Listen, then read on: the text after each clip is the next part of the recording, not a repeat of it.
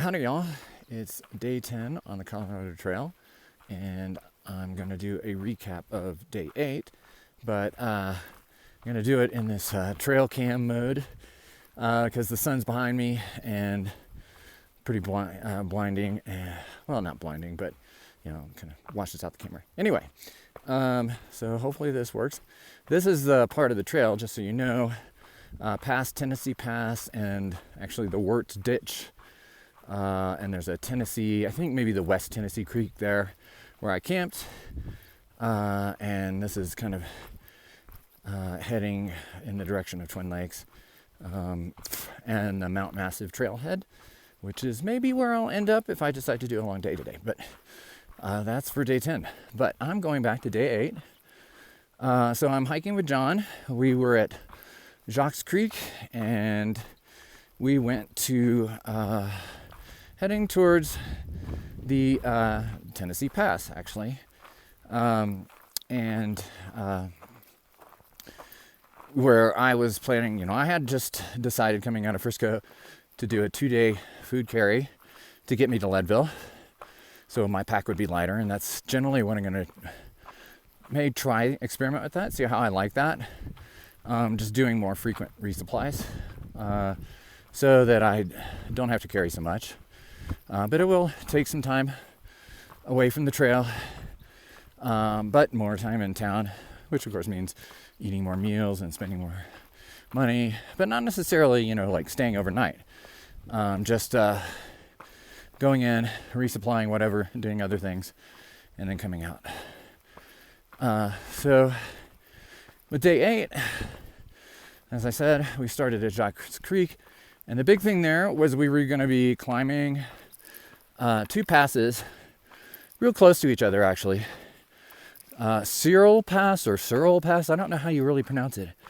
Searle, and then Kokomo Pass. And these are both over 12,000 feet.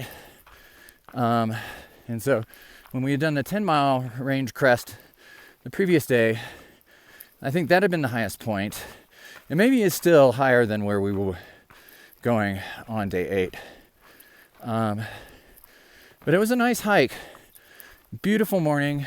We were going through this area with kind of in the trees along the side of this really pretty valley meadow with a creek, some water down at the bottom, a few ponds, maybe beavers down there.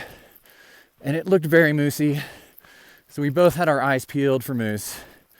Sadly, we didn't see any. So neither of us has seen a moose on this trip yet. But I'm hoping it'll happen. So we started climbing up the pass. And yay, no cyclists today. No mountain bikers. Well, that's not complete truth. We did run into a couple of mountain bikers. A few just out for the day for a ride. And 1 or 2 bike packers that maybe were doing the Colorado Trail race. And so, yeah, that was going on at the same time as this Breck Epic. So, pretty funny. Anyway, so we gradually got out of that valley and into alpine tundra, gorgeous views, just really spectacular. And we were meeting a few more backpackers that were just out either like for the weekend or been doing a week-long trip. I'm trying to think. I don't think we met. Oh, and there were some thru hikers on that day too later. But yeah, it was just, and we met one guy who offered to take our pictures. So we got a picture together with me and John. So that was cool. And he said he'd been up there a lot. So there was a cabin up there. And so there's various places where they've got these cabins built up there, and you basically have to hike into them. And they look really nice. I probably should have gotten down and taken a picture of them. And probably pretty pricey to rent. But something to think about at some point. But it was right there up near the pass, just in the tree line. So pretty cool. So Searle Pass, Kokomo Pass, we ate lunch up at the top of Kokomo Pass. Beautiful views. There was a little bit of Downside in that you could see a mining operation where they had just, eaten away at a mountain, terraced it out and everything. So that was kind of sad. But if you ignored that, it was really great views. The descent was pretty rough. It was steep. It got warm. But there were beautiful fields of wildflowers. I wish I knew all the names. Definitely some Indian paintbrush in there. Don't know others. It's weird to see Indian paintbrush. I think of that as such a Texas flower. But here it is up in the mountains. Let's see. So we did pass by a nice waterfall. Funny comment was from one of the far out people was, "Don't be a weenie, get in the waterfall," which I thought was great. We didn't. So we were weenies. Let's see. Anything of note? Well, it was a decent hike. We eventually made it to a place called Fiddler Creek. Oh, we did run into a nice woman there that told us about other places where we could get water further down the trail, other camp spots. She mentioned the shower that you could get at the Episcopal Church, which didn't pan out after all, but it was very nice of her. She was very knowledgeable about the trail and the water sources. And we did end up camping, or I did, at that Wirtz Ditch area, which she had mentioned. So yeah, she knew what she was talking about because that was a pretty decent campsite. But that was later. So we stopped at Fiddler Creek pretty early. We only did 16 to 17 miles. I wanted to have, like a little bit of a hike, but not too much to get to Tennessee Pass and hitchhike in. And then John was basically just kind of worried about finding a place where he could camp. Yeah, good job. Get your finger out of the picture. With water. And it was a little sketchy ahead, and even the local woman, she didn't have a lot of great feedback on that, where there might be campsites with water in between there and the Tennessee Pass. So he was really wanting to stay there.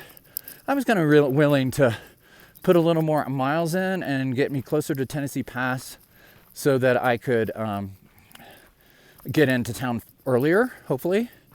But, as it worked out, you compromise when you're with somebody.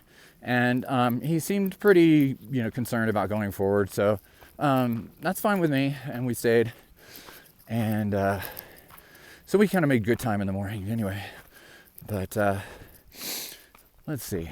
What else was there? I think. Oh, yeah. So. Oh, yeah. Dine and Dash and Jeffrey were camping there. That's where we smelled them lighting up, or Jeffrey anyway. And there was another couple of thru hikers that came in late. I did have to wander a little around trying to find a place to go poo in the middle of the night.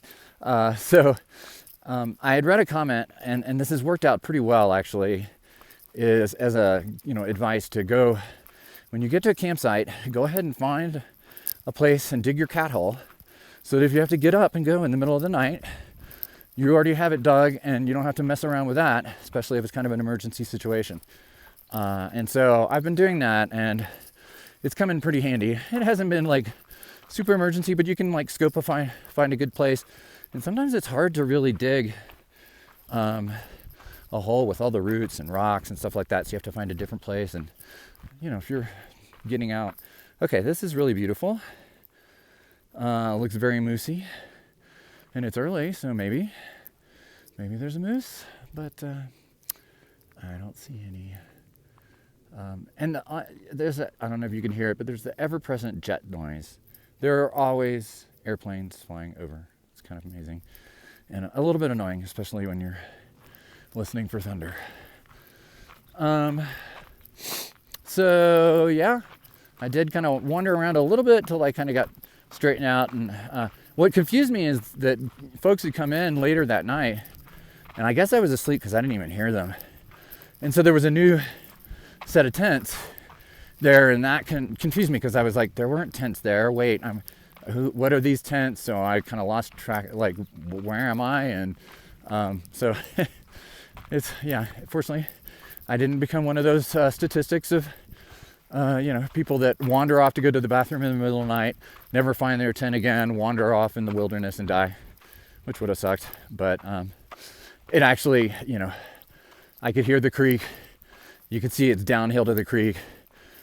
I knew I could follow the creek wherever. So it was never really concerning, but it was just a little bit, disorienting at first. But I was able to. Anyway, so that was a little side note. Other than that, a pretty uneventful day, and but it was beautiful, actually. I should say that, not uneventful. I really like these alpine passes. I mean, there is a little concern as you need to get up there early, avoid storms that might happen. Although we've been really lucky with the weather, and all of these days it was a little bit forecast, but it wasn't too great, and it turned out beautiful. So I guess that's it for day 8. Bye.